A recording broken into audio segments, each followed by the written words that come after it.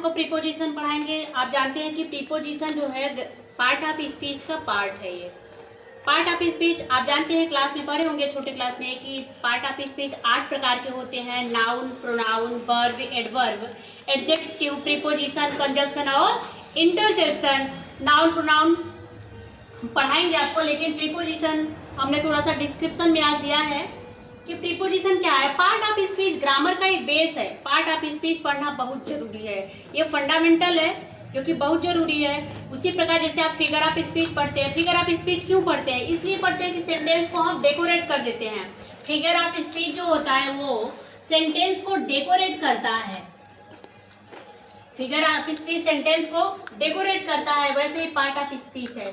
Part of speech एक simple होता है जो कि सेंटेंस में, वाक्य में शब्द या वाक्य के रूप में प्रयोग किया जाता है, और फिगर ऑफ स्पीच उसी सेंटेंस को सजा देता है, अलंकृत कर देता है, वह फिगर ऑफ स्पीच होता है।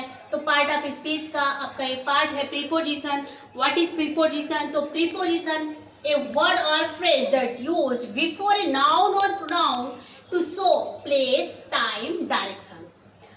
It means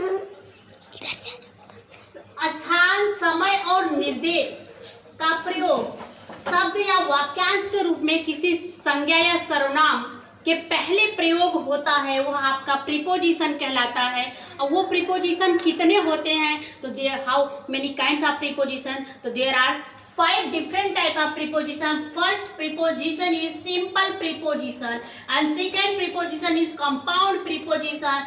So what is simple preposition? Simple preposition is there add by, for, from, of. It's used in this of and double of. On, in, out, from, till, to, of, with.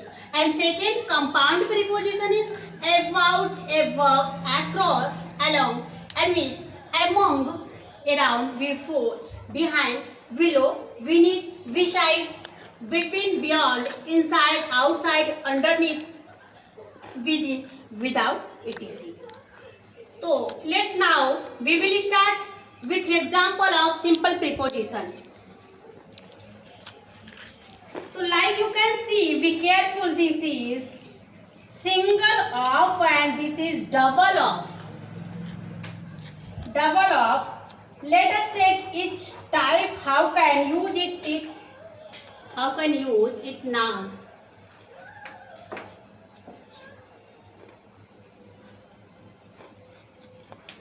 तो first example is I will meet you at Allahabad station. Allahabad station, तो then Allahabad station is place.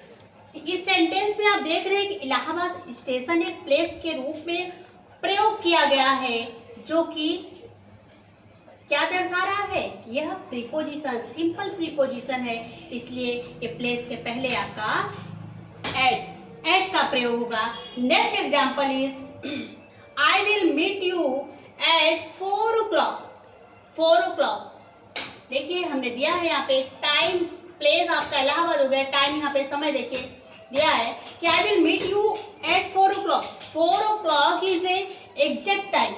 I will meet you 4 o'clock at 4 o'clock, तो 4 o'clock is exact time. तो 4 o'clock before will be use at. Next by का प्रयोग, तो he is beaten by Mohan. He is beaten by Mohan. देखिए मोहन यहाँ पे एक noun है। हमने बताया है कि शब्द या वाक्य में नाउन के पहले समय, स्थान या फिर निर्देश का प्रयोग किया जाएगा। अब वो कौन कौन से हैं प्रीपोजिशन, वो हमने अभी बताया था आपको सिंपल प्रीपोजिशन में। तो सेकेंड प्रीपोजिशन सिंपल प्रीपोजिशन का है आपका बाय। तो he is beaten by Mohan. Next example of by, I will arrive by 4 o'clock। I will arrive by 4 o'clock। मैं 4 बजे पहुंचूंगा। देखिए यहाँ पे कि बाय 4 o'clock इट मीन्स तय है यहाँ पे कि 4 बजे पहुँचूंगा, लेकिन 4 बजे पहुँचने से 5 मिनट पहले भी पहुँच सकता हूँ और 5 मिनट या 4 मिनट बाद में भी पहुँच सकता है। कि यू कैन से कि which has similar meaning as this. I I will arrive. 5 means before or 5 means after. It means I will arrive. It means I will arrive. 5 means before or 5 means after. It is not exact time, so that we will use by. In this sentence, I will arrive by 4 o'clock. It is not exact time.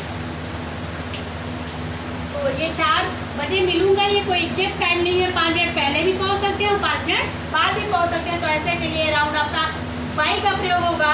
Next आप देखिए, they were sitting by the tree. They were sitting by the tree. It's by means near. You can say, you understood by means near, near, beside. Near, beside. We will use preposition which have similar. Which have similar meaning. Meaning have these. Meaning have these. Context. कहने मतलब इस संदर्भ में आप कह सकते हैं, इस संदर्भ में आप क्या कह सकते हैं, यहाँ पे बाई का प्रयोग हुआ है नजदीक के लिए, बगल के लिए, पास के लिए। यहाँ पे बाई का प्रयोग हुआ है, बाई का अर्थ यहाँ पे। Next, used for F1, used to indicate the use of something. For the प्रयोग, I am so happy for you. I am so happy for you. Second example is we feel deeply sorry for your loss. तुम्हारा loss होने से मुझे बहुत दुख है। For your loss. आज के लिए इतना ही, नेक्स्ट क्लास में फिर मिलते हैं।